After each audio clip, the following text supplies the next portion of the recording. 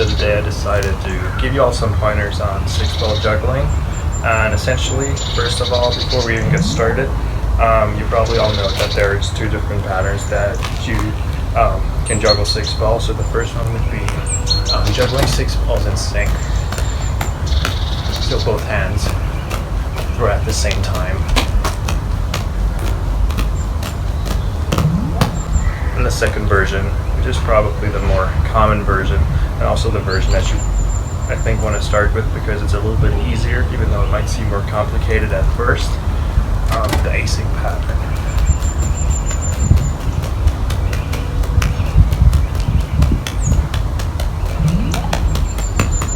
As with all even numbers of objects, you always juggle half the objects, or half the number of objects in one hand, and the other half in the other. You need to be able to juggle 4 balls in a fountain pattern in both sync and async, and you also want to be able to juggle 5 balls comfortably, and you want to be able to do a couple of more or less advanced 5-ball moves. Half shower, overheads.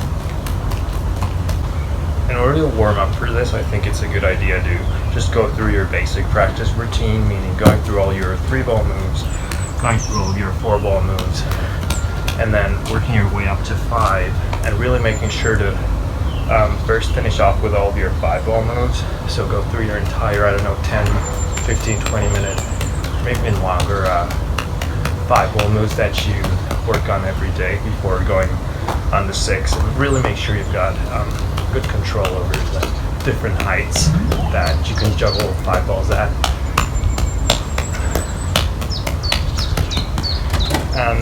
Since 6 balls is 3 in each hand, the most important thing to work on and the most important thing to master is 3 in each hand. And a lot of people that have started working on 6 balls, have worked on 6 balls on and off for years, they never think of going back to 3 in each hand, even though they haven't mastered that.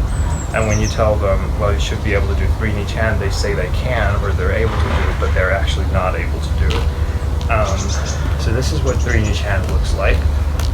You want to use the inside to outside arc, left side as well. I mean, a lot of people underestimate just how difficult this move is. So I'm going to give you the 2 most important exercises, or at least the exercises that I find are the most important when you want to work on 6-ball fountain. And the first one would be going back to 2 in one hand, being able to juggle with varying heights, and also very well timed. So throw as soon as you can, hold on to the ball as long as you can, and then vary a little bit. So vary the height, go as high as you can without moving your feet, then bring it back down. And then what I think the exercise that really worked wonders for me was juggling 2 in each hand and turning. But there are 2 versions of turning, so there's the easier version, the one that your body is forcing you to do. And this is not the direction you want to go in.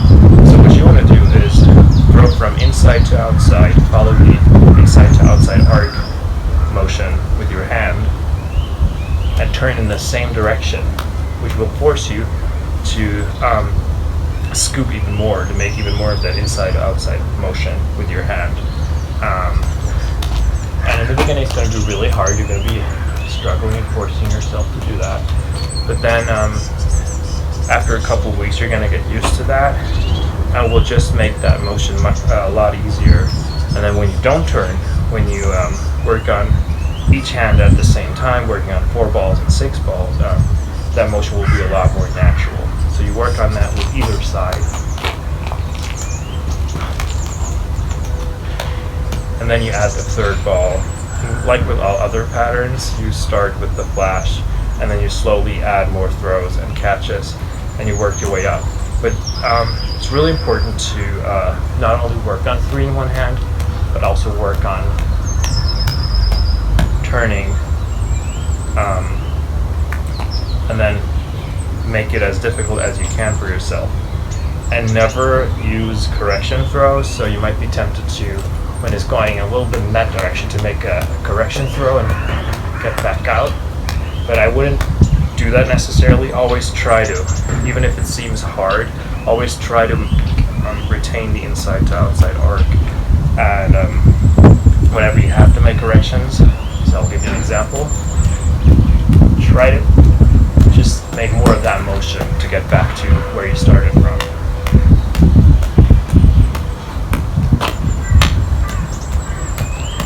And then work on that with your left hand.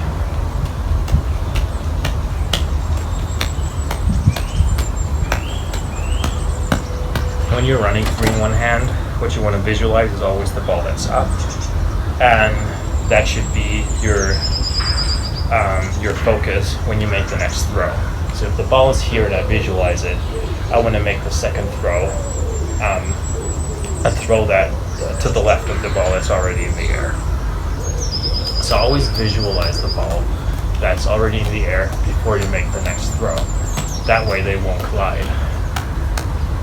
Another important thing is height. So you want to make sure you have enough time and the rhythm is very relaxed.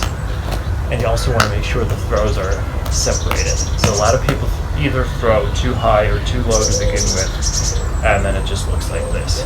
These are not separated throws. A separated throw is a throw where you really can take advantage of the entire motion, the entire rotation that your hands makes as it's making the throw.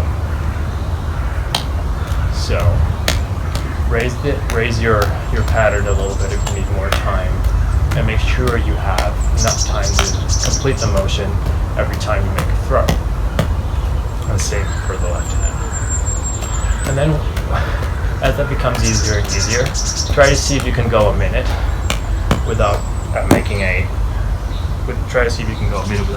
adjustment throw, and then try to see if you can go a minute and longer turning at the same time. I can't do that because the sun is shining right into my face. And then another exercise which I recommend also you do with clubs and or any juggler really, do with clubs and with balls, is this one.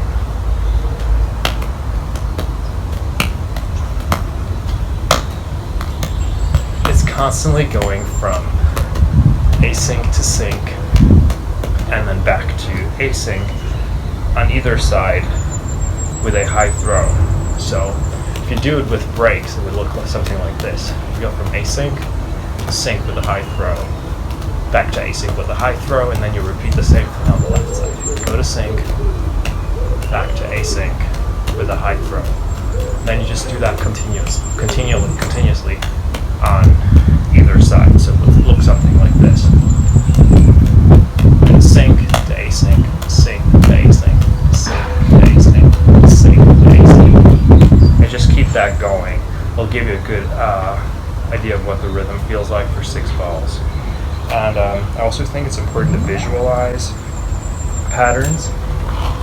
So I'll just run 6 balls in sync and async and go back and forth a couple of times, and I'll see how well I'll be able to do the sun in my face from that angle. But I needed to have enough light in order for you to be able to see the pattern as well enough at least.